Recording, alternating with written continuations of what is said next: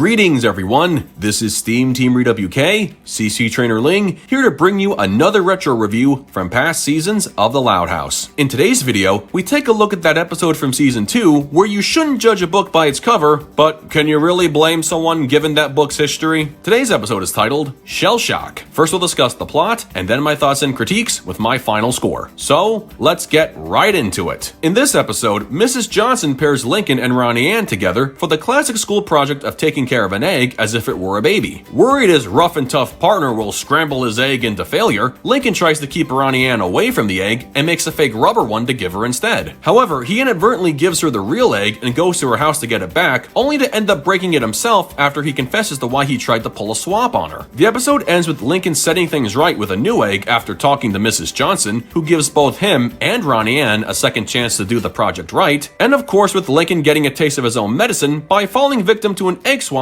courtesy of his not-so-bad-as-he-once-thought project partner. Well, that concludes the plot of the episode, so now we come to my thoughts and critiques. It's really a shame this turned out to be the last episode of the main series with Ronnie Anne living in Royal Woods before she officially moved away at the midpoint of Season 2, but for what it was worth, this episode gave Ronnie Anne some good character development, so this would be a good place to start the review. Prior to this episode, we knew practically nothing about her other than she was Bobby's little sister and she had a bullying complex. Whether she's only aggressive towards Lincoln or if she regularly does this to his other classmates is undetermined, but can you honestly blame Lincoln for doing what he did when it came to taking care of that egg? Given how he had always been on the receiving end of Ronnie Anne's less than friendly antics, him imagining the worst case scenarios of what she could do to that egg isn't exactly something you'd brush off so easily. Still, did he really think she'd just break the egg knowing full well she'd be responsible for a failing grade? That was part of Lincoln's problem. Ronnie Anne had no doubt in her mind of Lincoln taking good care of their egg, yet Lincoln was doubting Ronnie Anne from the start. He simply assumed his partner couldn't care less about getting good grades and had no regard for the consequences of her actions. Either that, or he didn't want anything or anyone standing in the way of getting that waffle breakfast. I can see why he wanted to be partners with Clyde, since he could trust him more than anyone. Of course, the object was to work with someone their partner didn't know all too well, so they could learn about each other through taking care of the egg. For example, Clyde and Penelope had zero interaction before this episode, as far as we're concerned, but just because they don't have the same level of trust as Clyde has with Lincoln, it doesn't mean Penelope can't be trusted. It's a team effort where everyone shares in the making or breaking of their final grade, and you have to be able to trust your partner as you learn about one another along the way. Sounds a lot like real-life parenting, now doesn't it? If Lincoln had given Ronnie Anne a chance to prove she wasn't some kind of one-dimensional bully, he would have seen that his partner had another side, a more gentle and maternal side. This episode showed what Ronnie Anne's home life is like, where she's pretty much a second mother to Bobby while their real mom works multiple shifts as a nurse. From doing the laundry, to cooking dinner, and to reminding her brother of when public pool season is over, she doesn't have a lot of free time at home and bears a lot of responsibility for an 11-year-old. It's no wonder she didn't give Lincoln a lot of time to stay inside, since him being there would cut into her household duties. He finds their egg resting comfortably in a box, and that's when it all clicked. It was at that moment he realized his partner wasn't the absolute last person on earth to look after their little Toby, Rochelle, whatever they want to call it. He should have been more trusting, and to think, his own distrust led to the breaking of the egg he swore to protect. Irony! However, I can't say Lincoln's paranoia and attempt to swerve Ronnie Anne with a fake egg was all for nothing. If he hadn't accidentally given her the real one, he would have never seen the more nurturing and gentler side to her character. That was the lesson Mrs. Johnson was aiming for in the project, and the fact Lincoln was ready to take a failing grade while giving his partner a second chance to prove she can be responsible and trustworthy was a big step in the right direction. He may not have gotten his waffles, which I'm glad he didn't given the circumstances, but he did gain a new friend he can trust from now on. If only she didn't have to move out of the city.